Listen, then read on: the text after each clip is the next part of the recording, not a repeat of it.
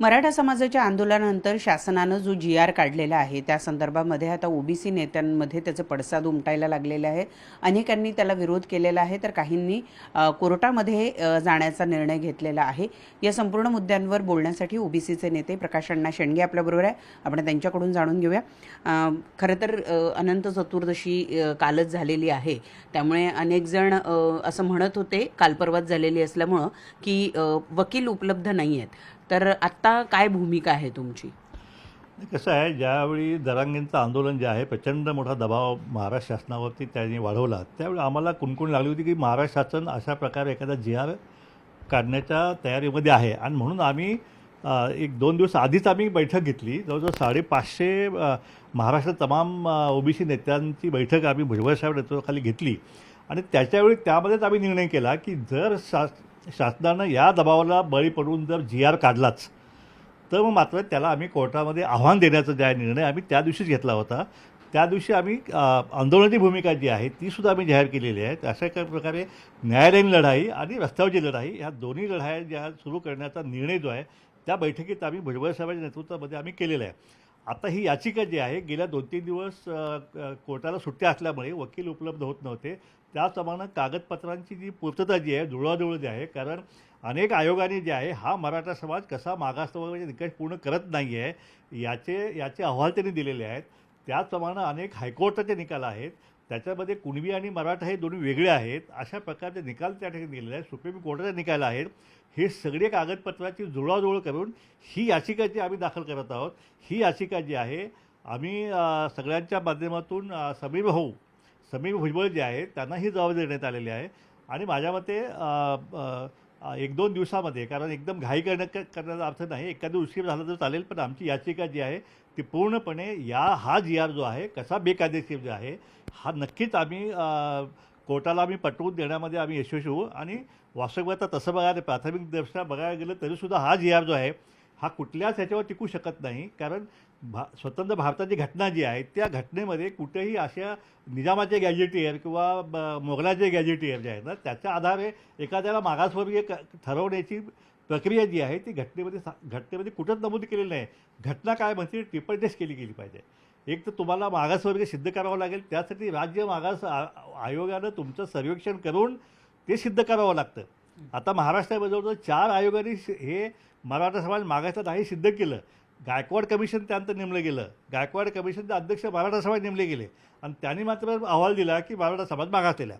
पण सुप्रीम कोर्टाने स्पष्टपणे सांगितलं की जी आकडेवारी गायकवाड कमिशनने दिलेली आहे त्या आकडेवारीनुसार महाराष्ट्रातला हा मराठा समाज हा प्रगतसिद्ध होत आहे, हा मागास वगैरे सिद्ध होत नाही. म्हणून त्याने तो अहवाल फेटाळला आणि कुठल्याही परिस्थितीत मराठा समाज हा मागासवर्गीय निकष पूर्ण करत नाही, त्यामुळे त्याला मागासवर्गीयाचं ह्या ओबीसीमध्ये आरक्षण मिळू शकत नाही असा निकाल जो आहे तो त्या ठिकाणी जयश्री पाटील वर्सेस मुख्यमंत्री महाराष्ट्र राज्य यांच्या निकालामध्ये त्यांनी दिलेला आहे. आणि त्याच्यामध्ये टिप्पणी करताना हे म्हणलेलं आहे की हा समाज कुणबी म्हणूनसुद्धा हे जे आरक्षण घेण्यामध्ये पात्र नाही आणि मराठा म्हणूनसुद्धा नाहीच नाही, अशा प्रकारे निकाल दिलेला आहे. त्यामुळे आम्ही निश्चिंत आहोत.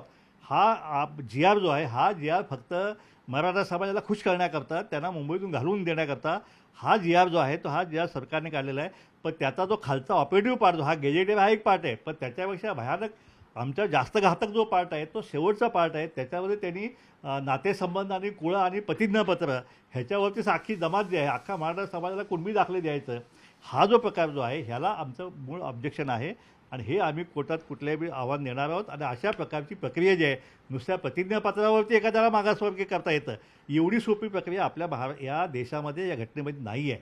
आणि म्हणून ह्या जी-आरला जो आहे आम्ही कायद्यामध्ये पूर्ण ताकदीनिशी आम्ही हे करणार. मराठा समाजाने कॅवेट दाखल केलेलं आहे, काय हरकत नाही, कारण शेवटी बाजू ऐकून घ्यावीच लागते. त्यामुळे जरी कॅवेट दाखल केलं तरी आमची याचिका जी आहे ती पूर्ण ताकदीनिशी सगळ्यांच्या वतीनं आम्ही भुजबळ साहेबांना आम्ही अधिकार दिलेले आहेत. समीर भुजबळ साहेब खूप प्रयत्न करत आहेत. 3-4 दिवसामध्ये सगळे जुळवाजुळव सुरू आहे आणि 1-2 दिवसामध्ये आमची याचिका नक्कीच दाखल होईल. एकीकडे भुजबळ असतील, दुसरीकडे हाके असेल आणि आता तिसरीकडे विजय वडेट्टीवार यांनी सुद्धा आज बैठक बोलवलेली आहे. वाय.बी. चव्हाण सेंटर इथं बैठक बोलवलेली आहे. त्याच्या संदर्भातलं निमंत्रण तुम्हाला आलेलं आहे का? आणि तुमच्या माहितीमध्ये आणखी कोणाकोणाला निमंत्रण देण्यात आलेलं आहे? कसं आहे की वडेट्टीवार साहेब हे काँग्रेस पक्षाचे ज्येष्ठ नेते आहेत. आणि त्यांनी विदर्भामध्ये बैठक नागपूरमध्ये घेतलं तर मला समजलं. आज यशवंतराव चव्हाण केंद्रामध्ये त्यांनी ओबीसी नेत्यांची बैठक घेतली असंही मला माध्यमांच्या माध्यमातून समजलेलं आहे. पण आत्तापर्यंत मला तर काय अशा बैठकीचं निमंत्रण नाही आहे.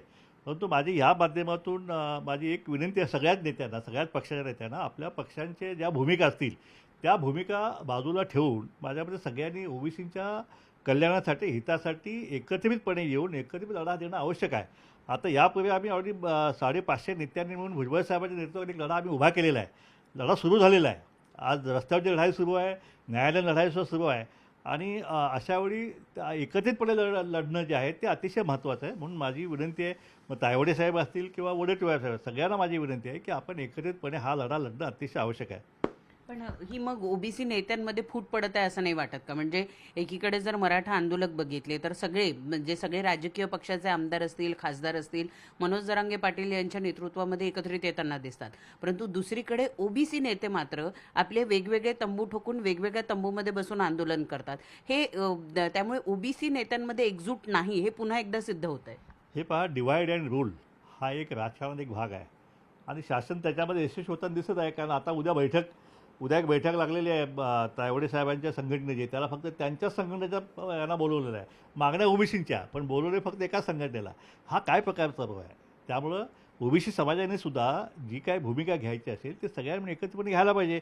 आता यापूर्वी तायवाडे साहेबांनी ज्यावेळी सगळे सोयऱ्याचा जी.आर निघाला होता त्यावेळेस त्यांनी अशीच भूमिका घेतली की ना, सगळे सोयऱ्याचा जी.आर हा ओबीसी विरोध नाही. पण तरीसुद्धा 8 लाख ओबीसींनी त्याच्यावरती हरकती सरकारकडे येऊन पोहोचवल्यासुद्धा. म्हणजे याच्यामध्ये प्रकाश शेंडगे काय म्हणताय, त्यांची भूमिका काय आहे, किंवा भुजबळांची भूमिका काय आहे, किंवा तायवाड्यांची वडेट्टीवारची भूमिका आहे, ह्याला महत्त्व नाही आहे. जी समाज भावना जी आहे त्याला महत्त्वाची आहे. 8 लाख ओबीसीने हरकती नोंदवल्या ना त्याला. आजसुद्धा या जी.आरच्या विरोधात आज महाराष्ट्रामध्ये रस्त्यावरती समाज उतरलेला आहे. सर्वसाधारण कार्यकर्त्याची भूमिका, भावना ती झालेली आहे. त्यामुळे त्यांच्या भावनेचा आदर करून सगळ्या नेत्यांनी मिळून एकत्रितपणे हा लढा जो आहे, भूमिकासुद्धा ज्या आहे, वेगवेगळ्या भूमिका घेण्यापेक्षा एकच भूमिका घेणं ते ओबीसीच्या हिताचं आहे. कारण हा गावगाड्याबाहेर हा गरीब समाज आहे, हा एक तर एकत्रित येत नाही, एक संघटित होत नाही. आणि त्याच्यामध्ये नेत्यांच्या सुद्धा वेगवेगळ्या भूमिका जर आल्या तर मात्र ह्या चळवळीचं मात्र 3-13 वाजल्याशिवाय राहणार नाही. परंतु आत्ता अशी परिस्थिती आहे की करो या मरोची अशी परिस्थिती ओबीसीसाठी झालेली आहे. असं असताना ओबीसींच्या नेत्यांची 3 दिशांना 3 तोंड आहे. तुम्ही म्हणता आहात की हे एक प्रकारचं षडयंत्र आहे फोडा आणि राज्य करा या नीतीचं.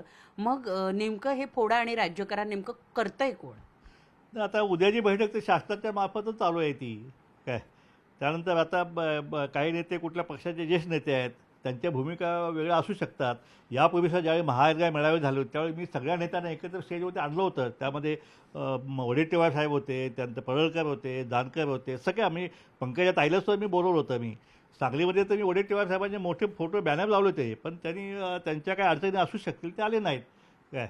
पण अशा प्रकारे वेगवेगळ्या भूमिका घेणं हे ह्या ओबीसींच्या चळवळीला जे आहे ते हितावं नाही. म्हणून माझे हात जोडून विनंती आहे सगळ्या नेत्यांना पुन्हा एकदा की आपण सगळ्यांनी म्हणून एकत्रितपणे भूमिका जे आहे ते घेणं अतिशय आवश्यक आहे. गेल्या वेळेला विजय वडेट्टीवार साहेबांनी अशाच पद्धतीनं म्हणजे एका सभेला ते आले आणि लगेच दुसऱ्या दिवशी जेव्हा त्यांच्यावर टीका झाली किंवा त्यांच्या पक्षाकडून त्यांना तंबी देण्यात आली तेव्हा त्यांनी ओबीसींची भूमिका अचानक सोडल्याचं बघायला मिळालेलं होतं किंवा तुमच्या कुठल्याही आंदोलनामध्ये पुढे ते सहभागी झाले नाही. त्यामुळे आज तुम्ही सगळेजण जर त्यांनी निमंत्रण दिलं असतं तर गेला असतात? नाही, कसं आहे, यापूर्वी महाआघाडी मेळाव्यामध्ये आपण सगळ्यांनी पाहिलेलं आहे की पहिल्या मेळाव्याला वडेट्टीवार साहेब आले होते. आम्ही त्यांचं स्वागत केलं, त्यांनी जोरदार भाषणही केलं. पण नंतर अचानक काय हे झालं, कदाचित पक्षी भूमिकासुद्धा कदाचित त्या भूमिकेतून त्यांना नंतरच्या मेळाव्याकडे त्यांनी पाठ फिरवली.